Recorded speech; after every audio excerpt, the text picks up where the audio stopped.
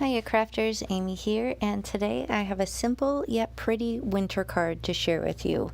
Now this is the Radiant Star. This is a 6x9. It's one of many fabulous new stencils from the October release at Colorful Life Designs. Here I am throwing ink pads around because I'm a picture of Grace, getting ink all over the place. It's super great. This ink pad is called Hot Tub. I also have Juniper Mist and Daydream. So these are three cool colored stamp pads from the Spa collection. Here's a photo of the finished card to show you the direction that we're headed, but it really did come together in a snap, and this new stencil is gorgeous. So I'm very excited to play with it. So I'm loading up, actually working right on a card base. I have this held down with magnets on my craft mat. This is a magnetized glass mat from Glassboard Studios. It's my favorite. It's holding everything down for me while I kind of work through the colors that I want.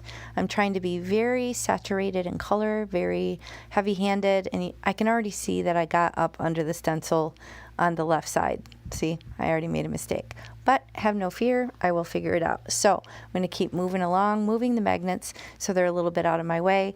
I don't mind kind of bumping them out of the way as I'm working because it still frees up my other hand, and I can kind of still just hold the whole thing down without having to use tape or things like that. So I'm just working through these three colors, kind of trying to create some separation between that first innermost layer and then the second one, and then I know the darker Juniper Mist will kind of cover whatever I put it on top of. So I'm not really worried so much about where I'm going to fit that into the design, but just working through the openings on this 6x9 stencil. This would be amazing for a gel plate if you're into that, either with ink pads or alcohol inks or acrylic paint or however you like to use your gel press. These 6x9 stencils especially would be gorgeous for that. So here I'm just coming in the corners, just adding a little bit of drama with this Juniper Mist. It's such a rich, pigmented, beautiful navy. I love the combination of Daydream and Juniper Mist together. It's one of my favorite combos of Catherine Pooler. So I'm going to move all these stencils out of the way when I'm done cleaning some of the ink off my hands because I was riding the struggle bus and getting it everywhere. I'm going to go ahead and move these magnets eventually. Not sure what I'm doing here.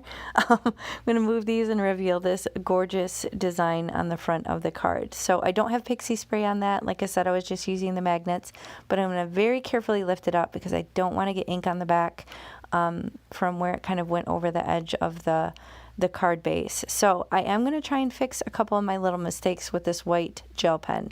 So I could see that I kind of fuzzied up the edge a little bit here, and I'm just very carefully straightening that out with my white gel pen, and I'm going to do the same thing over here on the green where I kind of got a little too crazy like a lumberjack and got some ink up under the stencil. So this isn't a perfect fix, but it absolutely will kind of distract the eye where they probably wouldn't even notice it. Now I have this Let It Snow. This is a 2-layer die from LDRS Creative. It's a small woman-owned business in Michigan. I got these dies last year, and I'm so excited to make more holiday cards this year with it. But I'm just putting some little fiddly bits of 1-inch foam tape that I'm really hoping Scrapbook gets more in stock soon. And I'm going to pull this backer off and place that right kind of off-center, or at an angle rather, in the center of this star shape. So I know it's technically a star and not a snowflake, but it just, I don't know, between the colors and the shape, it kind of reminded me of snow, so I felt like it worked. Now I'm going to put down some blingage with liquid glue in my jewel picker. I have some iridescent clear sequins in various sizes, and I'm just going to plop those down to finish this design. So super easy. Told you it was simple, but I think it's really pretty. I hope you do too. If you found it helpful, please hit the thumbs up and consider subscribing. And do be sure to check out the rest of the release because there's so many gorgeous products this month. So use my coupon AmyFan10 and you'll save 10% on your complete order. And I will catch you next time. Thank you so much for watching. Bye.